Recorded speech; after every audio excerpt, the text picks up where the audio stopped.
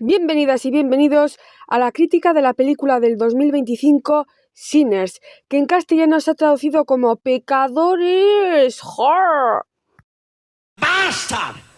¡Cobarde pecador! ¡Basta! Para las y los que no sois de España, el clip que acabáis de ver es del cómico Chiquito de la Calzada. Prácticamente si vais a España o conocéis a alguien de España mayor de 30 a 35 años, preguntadle por Chiquito de la Calzada y lo va a conocer y dos, le va a adorar porque es uno de los cómicos más queridos de la historia de España. Y ahora volvamos al asunto. Crítica de la película Pecadores. Creo que Pecadores se ha traducido en su título en castellano de España y Los Pecadores, ahí lo estamos viendo, en su título en español para Latinoamérica. La crítica va a contener spoilers desde el principio, así que si no habéis visto la película, parad el vídeo inmediatamente. Ya lo estáis viendo en pantalla, dirigida por Ryan Coogler, el director de Black Panther, Pantera Negra y no sé si de todas las de Creed, creo que sí, de la trilogía de Creed, y protagonizada por Michael B. Jordan, que aquí ya estamos ante uno de los grandes binomios actor-director del cine, que es Coogler-B. Jordan, ya que B. Jordan es el prota de Creed y interpretó a uno de los villanos en esa primera Pantera Negra. Tiene un reparto muy consistente y yo destaco a Delroy Lindo, que interpreta a Delta Slim. Se está hablando que este hombre es un vampiro porque no envejece, tiene no sé si casi 70 años, no envejece. Omar Benson, que hace de Conrad, además la película está teniendo muchísimo éxito porque se están sacando memes, se están sacando teorías, detalles. Es impresionante la cantidad de detalles. Hay que verla la película varias veces porque he tenido que ver varios vídeos en TikTok para darme cuenta, sobre todo una teoría, de los detalles sobre, por ejemplo, los gemelos, uno teniendo detalles en azul y el otro teniendo detalles en rojo. Sí me había dado cuenta, pero no sabía o no llegaba a entender el significado de los colores. Se destaca también el papel de Mary, interpretado por la actriz, cantante y bailarina Hailey Steinfeld, que es de las actrices más precoces en ser nominada al Oscar con apenas 12 años. Y destaco también a Jack O'Connell, que diréis, ¿y quién es Jack O'Connell? Pues uno de los protagonistas de la segunda generación de Skins. Al menos la gente de mi generación siempre le vamos a recordar por Skins. La siguiente película es como si hubiesen metido en una coctelera las siguientes películas y series.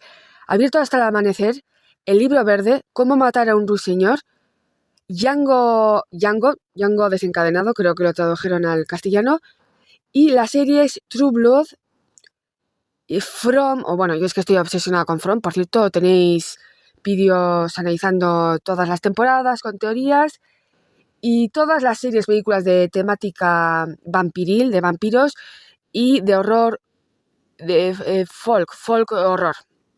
Y con un toque también de ese subgénero que no llega a ser musical, pero te mete en actuaciones musicales en la película. No sé si hay un subgénero llamado así en el cine, pero también. Tiene muy buenas críticas, está causando sensación y eso que se estrenó ya en abril, porque si vais a YouTube, a TikTok, está causando pues que se abra el debate sobre la esclavitud de los africanos, ahora afroamericanos en Estados Unidos durante prácticamente casi 200 años, Ku Klux Klan, como racismo, estratificación de razas, xenofobia. Estamos en el 2025 y la cosa no ha cambiado mucho porque el Ku Klux Klan sigue todavía activo. Pero bueno, antes de explicar todos los temas que trata e intenta filosofar la película, voy a explicar un poco las expectativas que tenía y lo que fue. Las expectativas eran altas, ya que la promoción fue bestial, está siendo un fenómeno al menos entre la generación Z. Vas y lees las buenas críticas en portales como Rotten Tomatoes, IMDb, Film Affinity, y creo que tiene una media de 7,8, 7,5. También me la recomendó un amigo que es muy cinéfilo y pensé, la película tiene que ser al menos decente, tiene que ser buena. Yo soy muy exigente en el cine, tiene que ser buena. El primer acto empezaba bien, esas groserías, hablando del ñoco, bla, bla, bla, bla, bla, bla.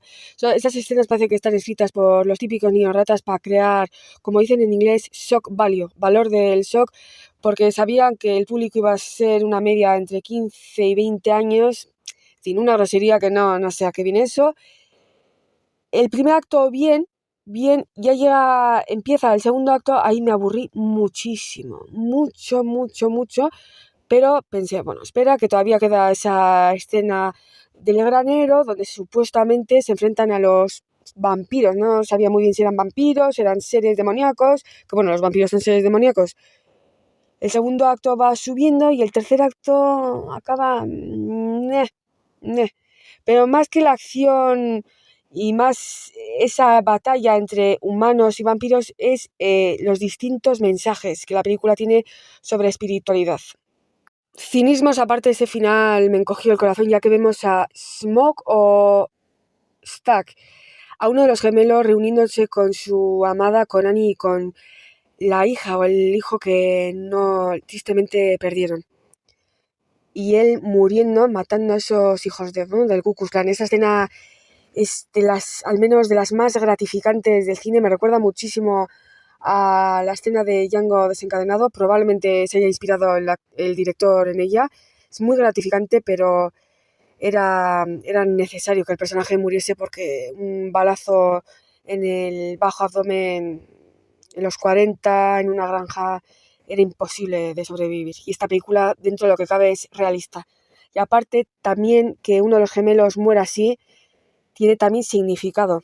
Como decía antes, la película habla sobre la esclavitud de los afroamericanos en Estados Unidos, del racismo, del persistente racismo en el que vivimos, pero es que también tiene muchísimos otros temas como la música como portal y personas que son naturalmente buenas en la música, portadores, o como pueden ser sanadores, pero a la vez también pueden abrir portales entre el bien y el mal.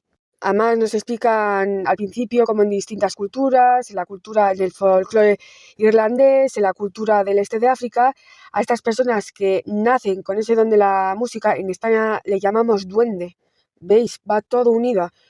Con ese duende para la música, con ese don natural para la música, son portadores, pueden ser curadores, pero a la vez pueden traer consigo mal, no creo. La música... Esa concepción de música ligada al mal está sobre todo ligada a la religión católica en su rama más intransigente. Pero también dentro de este tema de música, cómo han robado a todos los géneros creados por afroamericanos. Blues, soul, pero el rock que conocemos está basado en el rock and roll. El rock and roll lo inventaron afroamericanos, basado también en ritmos africanos, ritmos caribeños y ritmos también latinoamericanos e incluso nativos americanos. Cómo la música une por muchas generaciones, por muchos siglos, milenios que pasen, la música une, ayuda, y vemos en esa escena cómo se reúnen y cómo vemos la evolución de la música, pues blues, soul, rock and roll, rock, ya pasaríamos al hip hop. Esa escena ha gustado muchísimo, por cierto. No subestimemos el poder de la música. La música son ondas que pueden cambiar tu estado emocional y la música se liga muy profundamente a los sentimientos. Esto está comprobadísimo, pero no son teorías de gurús de internet, no, está probado científicamente, neurológicamente está probado. ¿Por qué creéis que dedicar una canción es tan emotivo y tan profundo y tan íntimo? ¿Y por qué creéis que, por ejemplo, ahora la chavalada, las playlists, la lista de canciones favoritas en el Spotify o en distintas redes sociales, es algo que muchas veces no creéis que mucha gente o gente desconocida vea? Porque muchas canciones te ayudan a llorar o la tenéis vinculada a un recuerdo triste o a un recuerdo todo lo contrario, un recuerdo alegre. Y eso no lo quieres compartir, por ejemplo, con un desconocido, una desconocida. Y diréis, ¿pero qué dices si la película es sobre vampiros? Los vampiros es un hilo conductor para hablar sobre la música, sobre el racismo, la esclavitud, cómo robaron toda esa cultura que crearon en el finales del siglo XIX, principios del siglo XX, los afroamericanos. Pero sobre todo el tema, como he dicho antes, son los vampiros, la música, son hilos conductores para hacer la película atractiva, obviamente, darle esa estética, como dicen los chavales, de folk, horror folk, hay película ambientada en los años, no sé si 30, también para denunciar la esclavitud y el esclavismo y el racismo hacia la comunidad, bueno, sobre todo afroamericana, africana, pero también nativoamericana. Luego vamos a comentar ese detalle. Pero sobre todo el tema central es la espiritualidad y la relación del individuo o de la individua con Dios o su Dios, lo que considera cada persona Dios o su creencia. Una teoría, no había caído en esto, por eso yo creo que prácticamente en todas las análisis, críticas de películas que hago, recomiendo a la gente, una vez visto una película, serie, que leáis críticas de otras personas, ya sean más jóvenes, mayores, así aprendes y así puedes analizar mejor o en más profundidad una película, una serie, un libro, como queráis. Si no lo habéis llegado a entender o no lo habéis llegado a analizar a niveles más profundos, siempre va a haber gente que sepa más que tú o que sea más experto o experta en ciertos temas, y es por eso que a mí me gusta leer críticas de gente especializada o simplemente gente que sabe más que tú, porque aprendes y porque analizas las películas, series, vuelvo a repetir, libros de una forma más profunda y así disfrutas más de un posible segundo visionado. La teoría, fijaos cómo no me puedo dar cuenta, la teoría dice que todas o la mayoría de los protagonistas que se quedan en ese granjero hecho club representan los 7 pecados capitales, efectivamente, y como representan los 7 pecados capitales, pues por eso al final de la película deben o mueren. Me gusta también muchísimo, esto también lo he visto en un TikTok y estoy completamente de acuerdo, cómo el personaje de Annie, la esposa de uno de los gemelos, que la pobre había perdido al hijo de ambos, o a la hija, nonato, era una especie de bruja chamana que había hecho un amuleto para su marido, su pareja, y ese amuleto le había salvado, le había protegido a los hermanos gemelos prácticamente toda la vida.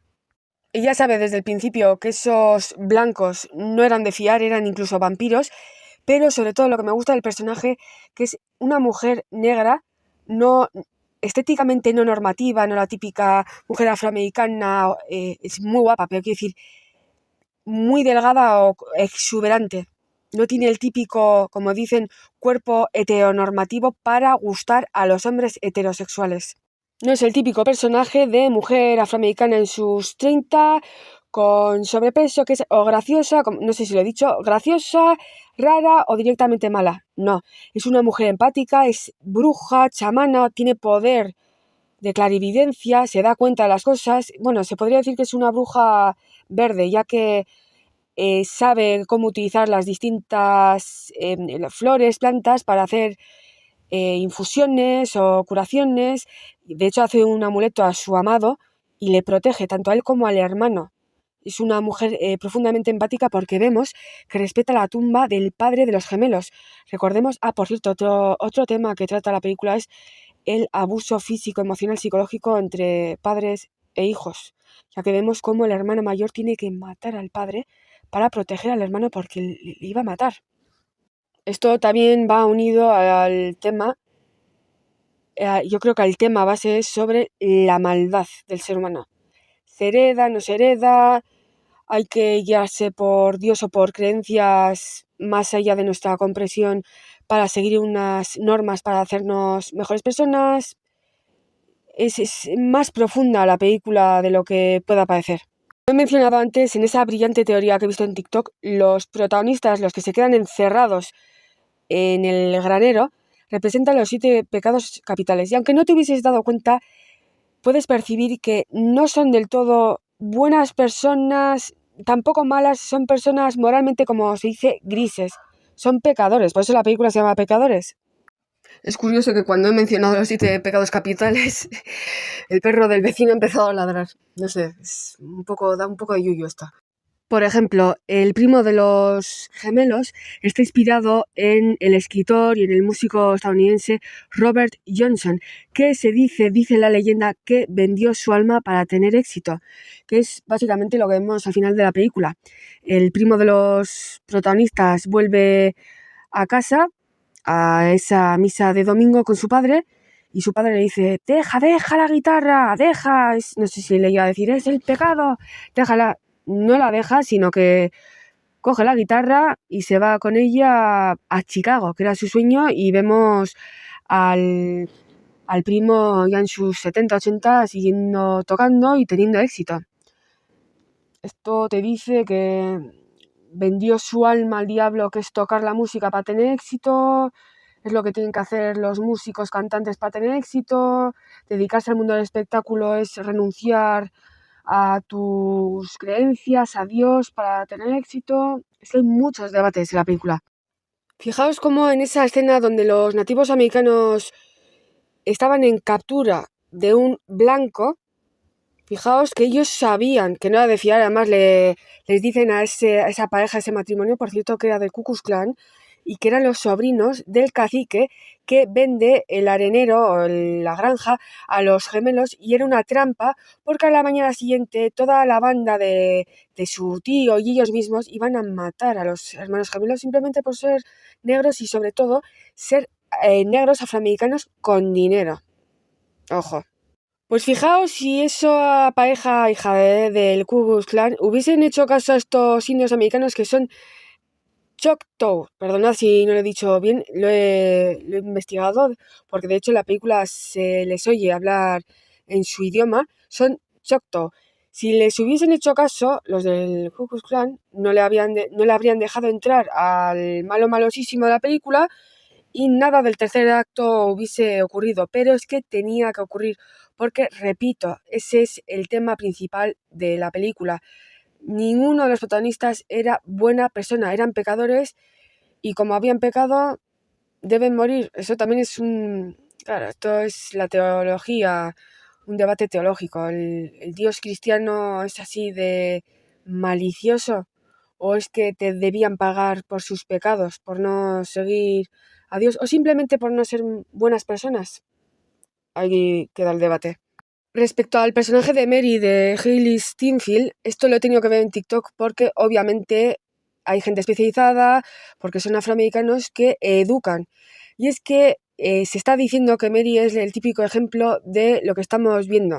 Se está diciendo que el personaje de Mary es la clara ejemplificación de un personaje escrito para denunciar la One Drop Rule, ahora lo vamos a leer lo que significa, y cómo gente que descendía de afroamericanos, que eran birraciales, digamos que traicionaron a toda su familia afroamericana, africana, pues simplemente para integrarse entre blancos, entre caucásicos. Unos lo llaman tradición, otros supervivencia o las dos cosas. También es otro debate. Y leo, regla de una gota. La regla de la gota única fue un principio legal de clasificación racial prominente en los Estados Unidos del siglo XX. Establecía que cualquier persona con al menos un antepasado de ascendencia africana, una gota de sangre negra, se consideraba negra o de color en términos históricos. Es un ejemplo de hipodescendencia, la asignación automática de los hijos de una unión mixta entre diferentes grupos socioeconómicos o étnicos al grupo de menor estatus independientemente de la proporción de ascendencia en los diferentes grupos.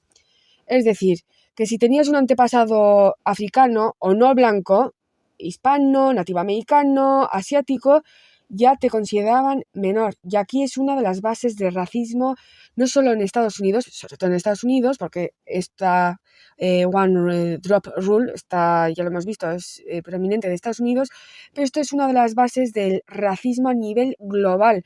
Ya solo por no ser una persona completamente caucásica ya está considerada de menor estatus socioeconómico, peor, y por eso merece ser denigrada. De ahí viene el racismo. Es terrible. Conclusión, aunque personalmente y en distintos tramos de la película me pareció un poco aburrida, le falta récord, le falta tempo, esta película era necesaria porque denuncia, como hemos visto, temas que todavía afectan a millones de personas, y me gusta mucho ese debate sobre la espiritualidad, ya que vivimos en una época en la que los valores, espiritualidad, están cada vez más decadentes, y también le da muchísima importancia a la música. Muchísimas personas no dan la importancia necesaria a la música, y la música es muy importante para sanar. Aunque no creas en el Dios católico, seas ateo, seas de otra religión, es importante desde el respeto y desde la comprensión abrir un debate ante el cual estamos viviendo, que es el declive de la espiritualidad desde hace ya muchísimos años. Y esta película abre ese debate. Muchas personas están ya vaticinando un universo Sinners, ya que están pidiendo pues ver cómo era la vida de los gemelos en Chicago, cómo era la vida o quién convirtió al vampiro, en este caso al villano de esta película.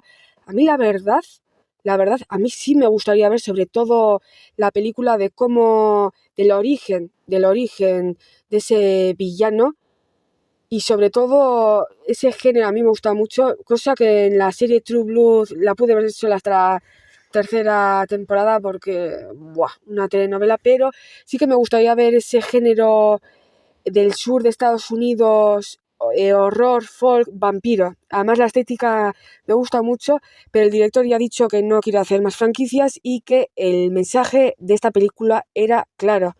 Era, como he dicho, la denuncia de racismo, esclavitud, como a los negros les siguen puteando, y a todo lo que no sea blanco. Importancia de la música, cómo se ha robado a los afroamericanos toda su cultura.